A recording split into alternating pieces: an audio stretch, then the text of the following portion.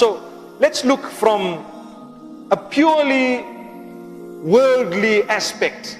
How does Salah bless you? How is Salah blessing you from a worldly aspect? Now if you go to the worldly benefit, Salah is spaced out in such a beautiful way. Such a beautiful way. One, early in the morning just before the sun rises.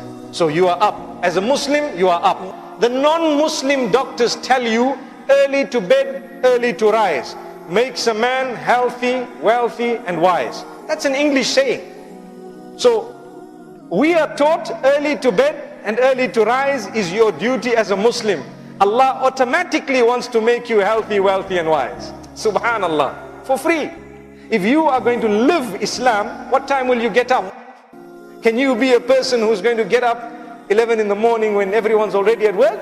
No. If you're a Muslim, one of the blessings of Salah is you are up on time.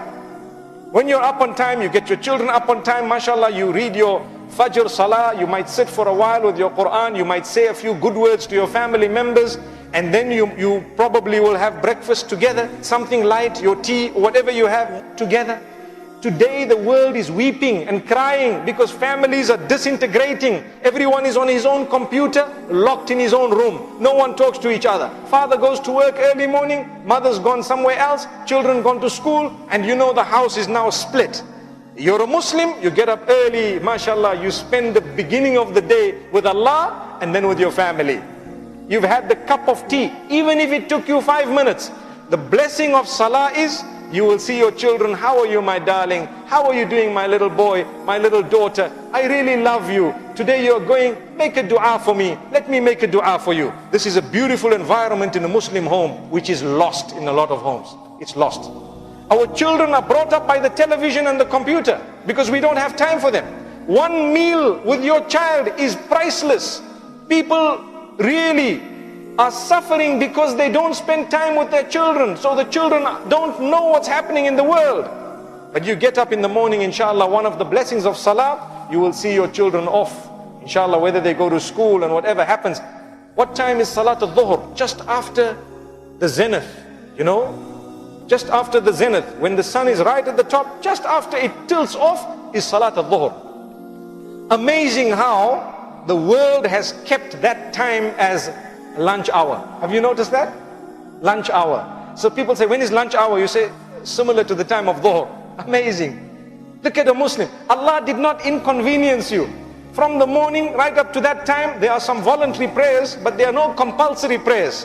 So when you get to Allah's, meaning when you get to a higher level that Allah would like you, to achieve more and more, you can offer voluntary prayers. But if you have not yet got to that level, at least you know that, you know what? It is now midday. Let me do something. What do?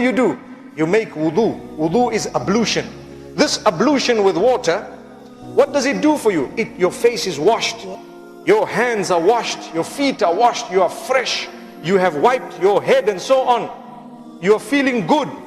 That medically is proven to rejuvenate the individual at midday, just like it does at any other time. Rejuvenate you. You're woken up. You are refreshed again. Amazing. You've washed your face with cold water. We are looking at health blessings of Salah. Amazing. Now you come in the middle of all the hype of the day. You have unplugged from your work and you have plugged in with Allah subhanahu wa ta'ala. Allahu Akbar. Silent recitation in Salat al-Dhuhr. And you're just thinking, subhanallah, you're reading, and the amazing feeling of serenity. Wallahi, if the non-Muslims knew the sweetness of the Salah we have, they would fight us to take it from us. Promise you. Ask those who have turned to Islam, they will tell you no religion has an act of worship anywhere near the Salah of a Muslim. No religion. Neither Judaism nor Christianity. Not at all.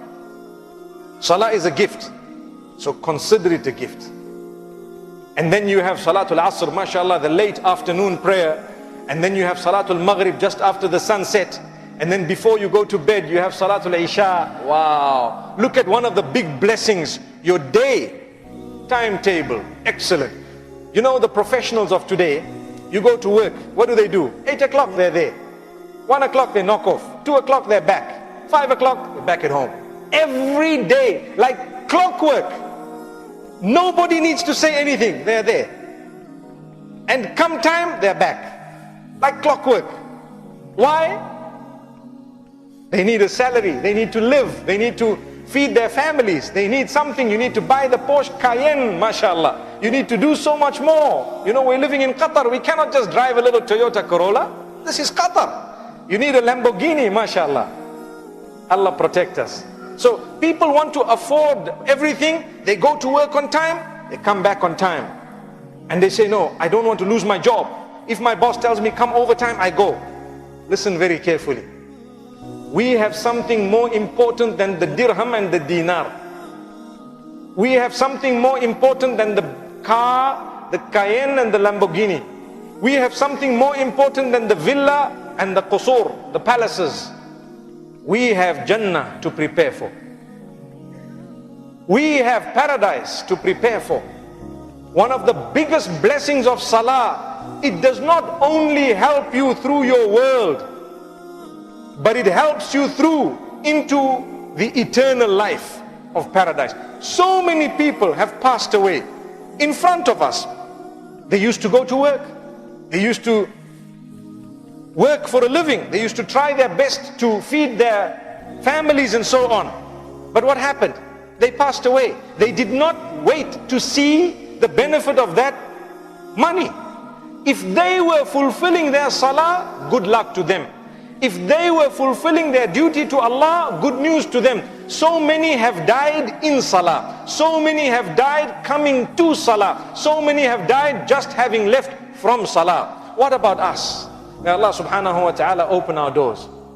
May Allah subhanahu wa ta'ala grant us an understanding. Imagine we are ready to work for a salary because we will get promotion, we will get a bigger package, we will be happier, we will be able to build a house in our own country or help our relatives and so on. So we are happy, we work so hard. Allah says, just need a little bit of salah, a little bit. It doesn't take too long. In 24 hours, you are being asked for minimum of 24 minutes. For every hour, pay 1 minute. Come on. For every hour, pay 1 minute. How long does it take? Minimum. Obviously, it should be more than that, but I'm talking of the bare minimum, 24 minutes for the 5 salah a day. May Allah subhanahu wa ta'ala grant us blessing.